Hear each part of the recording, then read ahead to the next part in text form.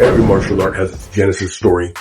Warrior princes, monks meditating in caves for 9 years, and peasants fighting occupiers with rice farming tools. But if you want to understand the truth and the science behind modern combat, you have to draw a line in the dust. Because it's not sand anymore, it's been that long. You have to separate the romantic campfire lore to the hard historical data. The myth, we're going to go through the whole timeline, but the myth, section 1, traditional lore says that in the 6th century, an Indian prince turned monk named Bodhidharma brought the 18 hands of Lohan to the Shaolin temple to physically rebuild the weak scholars. It's a foundational epic, but it's completely unprovable. The earliest records paint him as a peaceful scholar. The stories linking him to the hardcore martial arts didn't appear in writing until the 16th century, over 1,000 years after his death. It was said to be invented by Chinese secret societies to give their revolutionary fighting styles an ancient authority. But plausible? The Okinawan Enclave. In section 2, we're going to go into the history where it begins to align with the legend. Imperial records confirm in 1392 the Chinese emperor sent the 36 families to live in Okinawa. They brought advanced Chanfa, but they trained in a highly guarded, elite diplomatic enclave. No, they weren't peasants. When a massive weapon ban hit the island in 1477, folklore says that peasants instantly invented karate. The data says otherwise. The ban happened, but it didn't arm the peasants. It forced highly educated aristocrat warrior class to refine their empty-hand tactics in absolute secrecy. The fact that the line in the dirt. This year, 1609, the Japanese Satsuma clan invades Okinawa. This is where the timeline becomes 100% provable fact. From here on, we have court logs, immigration records, and family genealogies. And the data completely destroys the romantic myth of peasant martial arts. Karate and Kenpo were never a poor man's art invented in rice fields. They were highly classified property of the Okinawan Shizoku, the elite nobles, the tax collectors, and the royal palace guards who used geometry and anatomical targeting to maintain tactical dominance under foreign occupation. The science of motion, from the ashes of the Boxers' Rebellion to the violent street crucible of poetry of Hawaii, this art has always been about one thing: adaptation for survival. When Ed Parker codified American Kenpo, he stripped away the Eastern mysticism and he replaced it with physics, kinesiology, and biomechanics. He proves that human anatomy hasn't changed since those elite warriors trained. Over the next few days, we're going to be tracing the entire pipeline.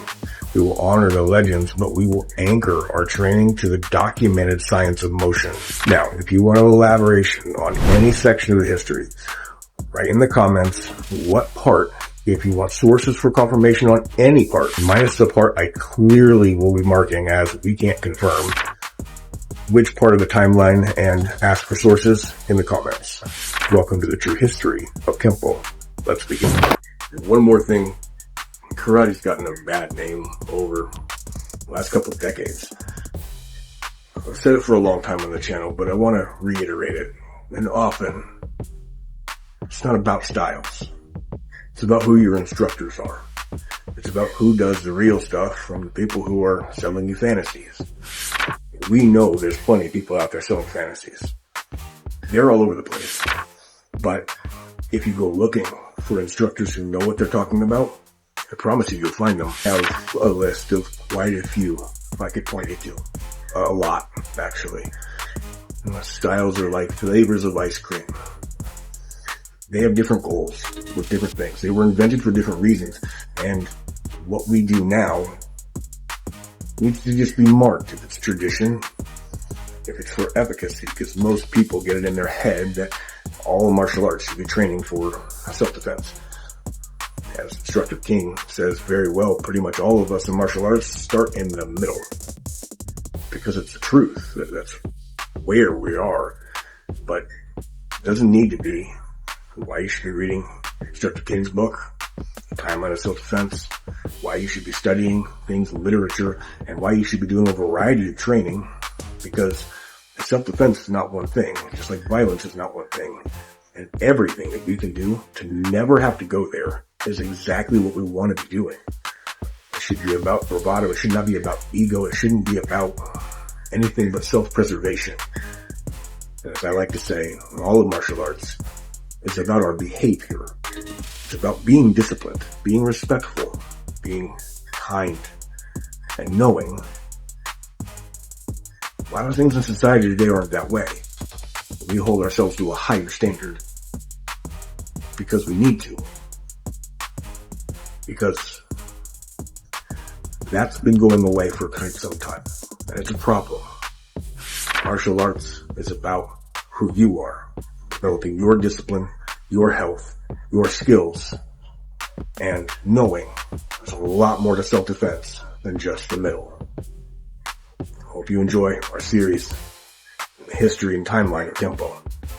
Remember, something I like to echo from instructor Kanata often, be honest about what you're training for.